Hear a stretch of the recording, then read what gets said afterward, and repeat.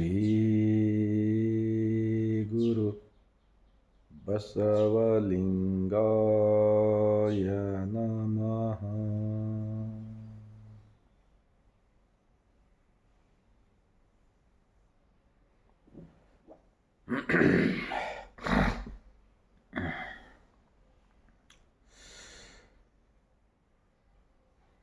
ವಿಶ್ವಗುರು ವಿಶ್ವದ ಮೊಟ್ಟ ಮೊದಲನೇ ಅನುಭವ ಮಂಟಪ ಸ್ಥಾಪನೆ ಮಾಡುವುದರ ಮೂಲಕ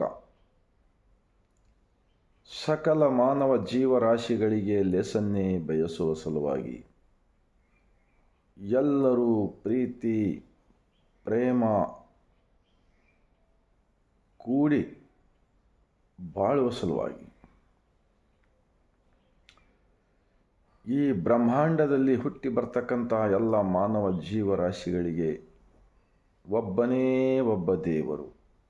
ಅಂತಹ ದೇವನಿಗೆ ಮೂರ್ತಿ ಇಲ್ಲ, ಗುಡಿ ಇಲ್ಲ, ಗುಂಡಾರವಿಲ್ಲ. ಆ ಕಾರಣಕ್ಕಾಗಿಯೇ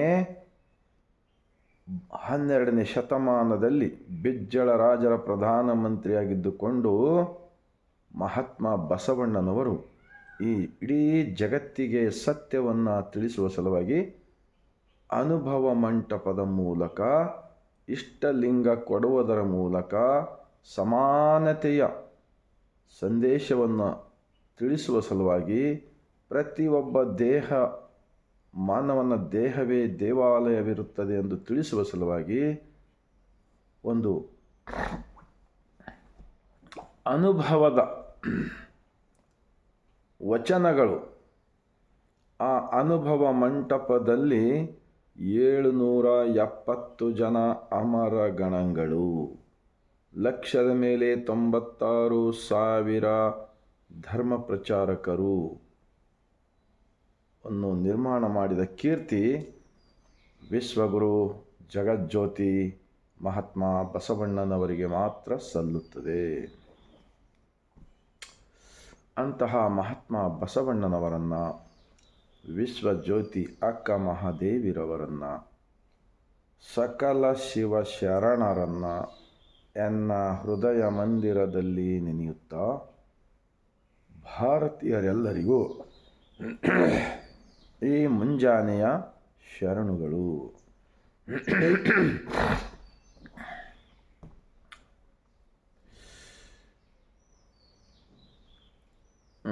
ಇವಾಗ ಒಂದು ಮಹಾತ್ಮ ಬಸವಣ್ಣನವರ ವಚನ. ಕಲ್ಲದೇವರು ದೇವರಲ್ಲ, ಕಲ್ಲದೇವರು ದೇವರಲ್ಲ, ಮಣ್ಣದೇವರು ದೇವರಲ್ಲ, ಮರದೇವರು ದೇವರಲ್ಲ, ಶೇತ ಬಂದ ರಾಮೇಶ್ವರ ಗೋಕರ್ಣ ಕಾಶಿ ಶ್ರೀಶೈಲ ಮೊದಲಾದವುಗಳಲ್ಲಿ ಅಷ್ಟ ಸೃಷ್ಟಿಸಿದ ದೇವರುಗಳು ದೇವರಲ್ಲ. ತನ್ನ ತಾನು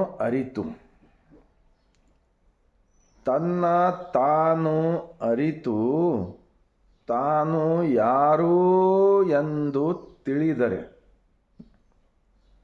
ತನ್ನ ತಾನು ಅರಿತು ತಾನು ಯಾರು ಎಂದು ತಿಳಿದರೆ ತಾನೇ ದೇವನೋಡ ಅಪ್ರಮಾಣ ಕೂಡಲ ಸಂಗಮ ದೇವ.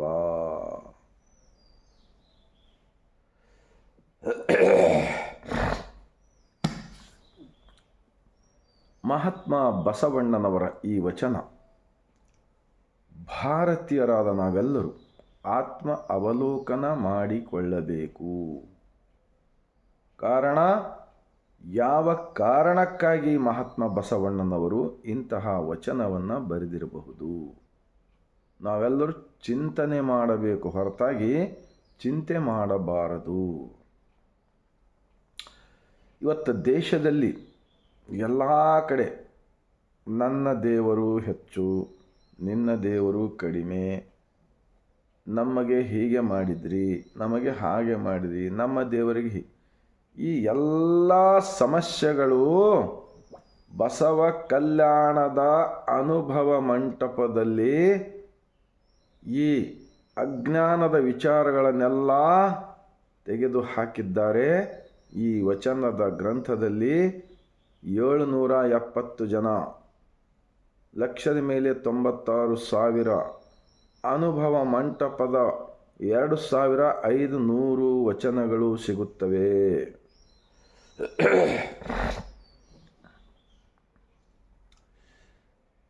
ಇವತ್ತು ಈ ಭಾರತ ದೇಶದಲ್ಲಿ ಒಂದು ವೇಳೆ ಮಹಾತ್ಮ ಬಸವಣ್ಣನವರು ಸ್ಥಾಪಿಸಿದ ಅನುಭವ ಮಂಟಪದ ಲಿಂಗ ಆಯತ ಧರ್ಮ ಪ್ರತಿಯೊಬ್ಬರು ಅರಿತುಕೊಂಡರೆ ಈ ದೇಶದಲ್ಲಿ ಯಾವುದೇ ಸಮಸ್ಯೆಗಳು ಇರುವುದಿಲ್ಲ. ಯಾವುದೇ ಪೊಲೀಸ್ ಸ್ಟೇಷನ್ಗಳು ಬೇಕಾಗಿಲ್ಲ, ಯಾವುದೇ ಆಸ್ಪತ್ರೆಗಳು ಬೇಕಾಗಿಲ್ಲ, ಯಾವುದೇ ಜೈಲುಗಳು ಬೇಕಾಗಿಲ್ಲ. ಕಾರಣ ಎಲ್ಲರೂ ಅಂತರಂಗದ ಆತ್ಮಸಾಕ್ಷಿಲಿಂದ ಬದುಕುವುದನ್ನು ಕಲಿಸಿದ್ದಾರೆ ನಮ್ಮ ಬಸವಾದಿ ಶಿವಶರಣರು ಈ ಗ್ರಂಥದಲ್ಲಿ.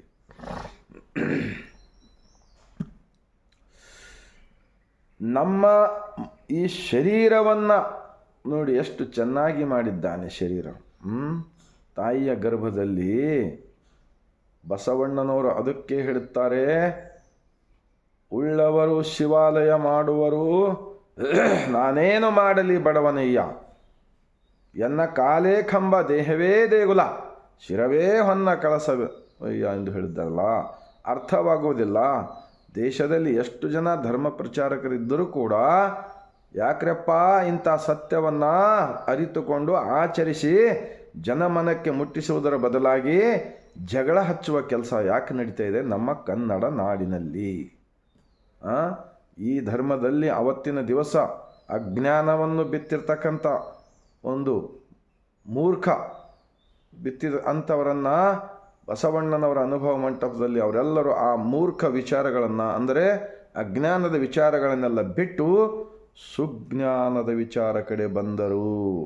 ಮಾದಾರ ಚೆನ್ನಯ್ಯ, ಡೋಹಾರ ಕಕ್ಕಯ್ಯ, ಮಡಿವಾಳ ಮಾಚಿ ತಂದೆ, ಅಂಬಿಗರ ಚೌಡಯ್ಯ, ಸ್ವನಲಾಪುರದ ಸಿದ್ದರಾಮೇಶ್ವರರವರು, ಅಲ್ಲಮ ಪ್ರಭುರವರು, ಅಕ್ಕ ಮಹಾದೇವಿರವರು, ಸತ್ಯಕ್ಕ, ಸಂಕವ್ವ, ಕಾಶ್ಮೀರದಿಂದ ಮಹಾದೇವಿ ರಾಜರಿರ್ತಕ್ಕಂಥವ್ರು ಕೂಡ ತಮ್ಮ ರಾಜುಟಿಕೆಯನ್ನು ಬಿಟ್ಟು ಬಸವಣ್ಣನವರು ಸ್ಥಾಪಿಸಿದ ಅನುಭವ ಮಂಟಪಕ್ಕೆ ಬಂದರು.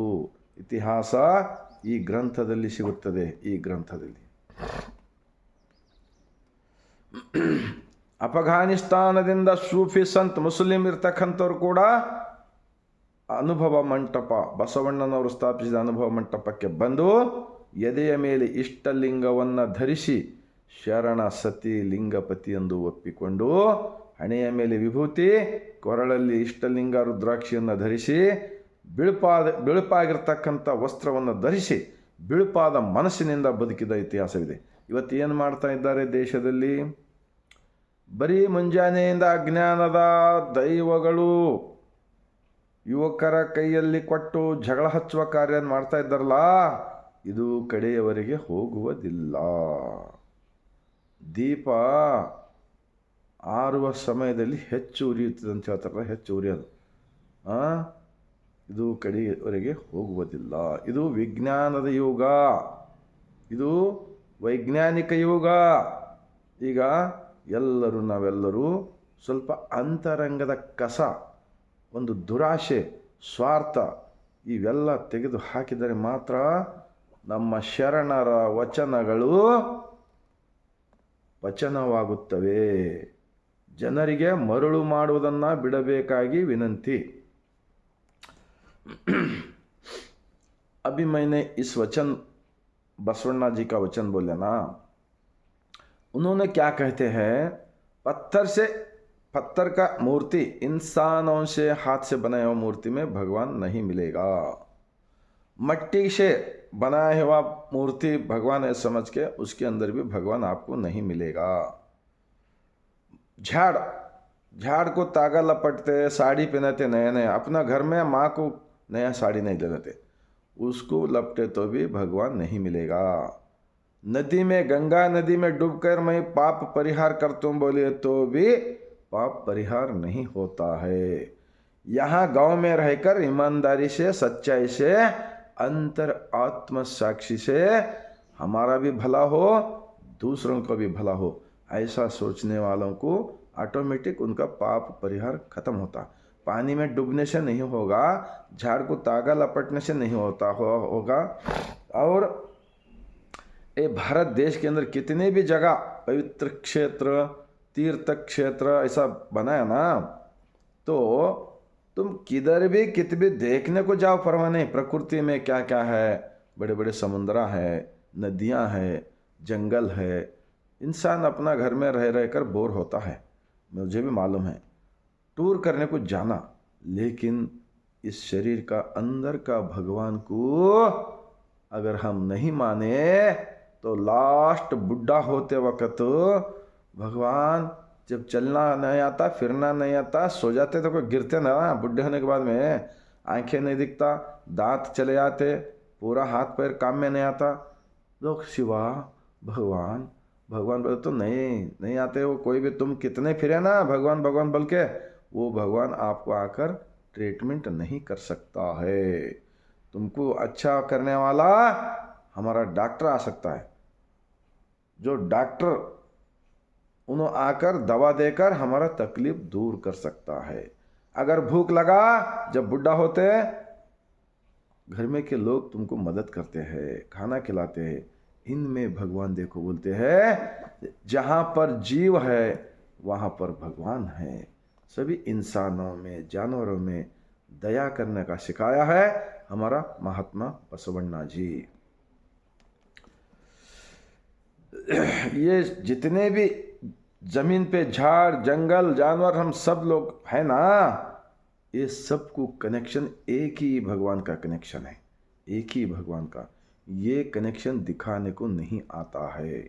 जैसे कि करंट का तार रहता ना, तार में लाइट दिखता क्या, जहां पर हम वायर लेके होल्डर लगा के बल्ब लगाए तो लाइट मालूम होता, लेकिन तार में करंट दिखता क्या, अंगार दिखता क्या। वैसा ही हवा कितना लंबा है बताओ, कितना साइज है, कोई तो दिखा सकते क्या। हवा को भी गिनती करने को नहीं आता, वो कलर भी नहीं बोल सकते, जमीन कहाँ तक है वो भी नहीं बोल सकते, आसमान कहाँ तक है ये भी नहीं बोल सकते। ये सब समझने की बात है, समझकर ईमानदारी से चलने की बात है, इस किताबों में मिलता है। लास्ट में मैं और एक महात्मा बसवण्णा जी का एक वचन बोलकर मैं अपने विचार को समाप्त करता हूँ। ಏನನ್ನಾದರೂ ಸಾಧಿಸಬಹುದು, ಮತ್ತೇನಾದರೂ ಸಾಧಿಸಬಹುದಯ್ಯ, ತಾನು ಯಾರು ಎಂಬುವುದನ್ನು ಸಾಧಿಸಲಾರರು, ತಾನು ಯಾರು ಎಂಬುವುದನ್ನು ಸಾಧಿಸಲಾರರು, ಕೂಡಲ ಸಂಗಮ ದೇವನ करुणे उल्लवंगल्लदे। इस वचन में क्या बोलते हैं महात्मा बसवण्णा जी, 890 साल पहले ಏನನ್ನಾದರೂ ಸಾಧಿಸಬಹುದು। इंसान का दिमाग ऐसा तेज है, उन्हें कुछ भी एक आइटम बना सकते हैं। जैसे कि विमान, आसमान पर उड़ने का विमान 200-400 लोगों को लेके जाने का तैयार करे, हेलीकॉप्टर तैयार करे, समुंदर में हजारों टन माल लेके जाने का तैयार करे, टीवी, मोटरसाइकिल, कार, मशीनें, सब साधन कर रहा है इंसान। जब बोले सो है, अभी वो हमारे सामने देख रहा ना, हेलो बोल के मोबाइल से यहाँ से बात करे तो बाहर के देश से भी बात कर सकते हैं। हाँ, इसको क्या तार कनेक्शन है क्या, कुछ नहीं। ये जितने भी वचनों में मिलता है ये लॉन्ग लाइफ है। जब तक सूरज चांद रहेगा तब तक ये धरती पे सिर्फ एक ही एक महात्मा बसवण्णा का जो वचन का जो अनुभव मंडप का विचार है ये शाश्वत रहेगा, ये शाश्वत रहेगा। अब जो लोगों को गुमराह करने का बंद करो, बंद करो, बंद करो। अब और बहुत कुछ साधन कर रहे हैं इंसान, लेकिन ತಾನು ಯಾರು ಎಂಬುದನ್ನು ಸಾಧಿಸಲಾರರು। मैं कौन हूँ, मेरा अंदर शरीर के अंदर कौन है, ये जो है ना, ये सच्चाई को मानने वाले लोग बहुत कम हैं। झगड़ा लगाने वाले जात पात के नाम पे, भगवानों के नाम पे, वो करे ये करे। मैं तो बोलता हूँ बसवा कल्याण के अंदर जो नया अनुभव मंडप बना रहा है ना, शरणों का तत्व के आधार के ऊपर ही बनना चाहिए। महात्मा बसवण्णा का जो भी वचना है, उस वचनों के आधार के ऊपर कौन चलता है वही इंसान होता है। पिशाने पे विभूति, छाती पे लिंगा रुद्राक्षी और वाइट कपड़ा सफेद, वो लगाए ये लगाए। वहाँ पर अनुभव मंडप में सभी ऐसे लोगों, वो जमाने में भी थे होंगे, अब ये जमाने में भी बसवण्णा का विचार को खराब करने का कोशिश करने वाले बहुत दिख रहे हैं। लेकिन उन लोगों को मैं एक विनंती करता हूँ, जिसका मुंह को काला लगाना है ना, तो हमारा हाथ को पहला लगा लेना पड़ता है। अगर हम बुरा करने गए, गारंटी उनका बुरा हालत एक न एक दिन होता है। वो हम नहीं करते, सृष्टि का मालिक करते। सृष्टि का मालिक, सृष्टि का, हमको जिसने पैदा किया ना, हमारा अंदर जो है ना, उन्होंने ही उनको सब देख लेता है। इसीलिए बसवण्णा जी और एक वचन बोलते हैं, ಲೇಷೆನಿಸಿಕೊಂಡು ಒಂದು ದಿನ ಬದುಕಿದರೆ ಸಾಲದೆ। हाँ, हम समाज के लिए, हमारे लिए सबका भला बोल के करने का सोच के ऐसा अच्छा काम इस ज़मीन पर है आने के बाद में करके दूसरा दिन हम इस धरती छोड़ के चले गए तो परवाह नहीं। ऐसा बहुत कुछ वचना है। इसीलिए महात्मा बसवण्णा का शरणों का बराबर इस दुनिया में कोई भी नहीं होता, बल्कि मैं इसकी किताब के आधार के ऊपर बात करता हूँ। हम लोग खाली जितना हो सके उतना हम आचरण कर सकते, लेकिन शरणों के बराबर दूसरा कोई भी नहीं हो सकता। उनके साथ दूसरा फोटो जुड़ाने का कोई ज़रूरत नहीं। अगर वैसा करे तो वचनों के आधार के ऊपर उनकी गलतियां पकड़ सकते हैं। वैसा गलती मत करो। शरणों के साथ शरणों ही रहना चाहिए। शरणों का वचन में मिलावट भी नहीं करे तो भी डुप्लीकेट नोट कैसा पकड़े जाते हैं ना, वैसा वचनों को भी पकड़े जाते हैं। क्योंकि शरणों का वचन आत्म साक्षी से लिखे सो है। उनका वचन का नामांकित कुछ भी रहने दो, लेकिन आत्म साक्षी से लिखा गया है। 770 शरणों का वचन हम सब किताब में हमको मिलता है। इसीलिए हम आज 890 साल चले गए। इतना अच्छा सच्चा विचार को प्रचार क्यों नहीं किया? अब रोज़ सवेरे उठते बराबर झगड़ा, जात के नाम पे, भगवान के नाम पे। इसीलिए महात्मा बसवण्णा जी का वचन इष्टलिंग छाती पे बांधने के बाद में मूर्ति के अंदर भगवान को है समझकर पूजा करने का विरोध किया है सभी शरणों ने। अभी क्यों बोल रहा हूँ बोले तो, ಅರಗು ತಿಂದು ಕರಗುವ ದೈವ, ಉರಿಯ ಕಂಡರೆ ಮುರುಟುವ ದೈವ, ಅವಸರ ಬಂದರೆ ಮಾರುವ ದೈವ, अंजिके हूಳುವ ದೈವಗಳು ಎಂತು ಸರಿ ಎಂಬೆನಿಯ। अभी हमारा बसवण्णा जी का यहाँ रखे मैं, उधर बसवण्णा का फोटो है, लेकिन बसवण्णा का फोटो के अंदर मैं भगवान को नहीं मानता। क्योंकि हमारा शरणों ने मानव निर्मित फोटो हो, मूर्ति हो, उसके अंदर भगवान को मत मानो। क्योंकि वो तुमसे देते नहीं, तुम्हारे से लेते नहीं, तुमको देता नहीं। सभी इंसानों के अंदर भगवान को पहचानो। किसी के ऊपर साथ झूठ मत बोलो, चोरी मत करो, अन्याय मत करो। ऐसा हमारा महात्मा शरणों ने, बसवण्णा जी ने कहते हैं। उनका शरणों का महात्मा हम लोगों को जो सच्चा मार्ग दिखा है आचरण में करके, उनका घरों में भाव चित्र रखना चाहिए। उसके अंदर उनमें भगवान है, बल्कि ये हमको शरणों ने नहीं सिखाया।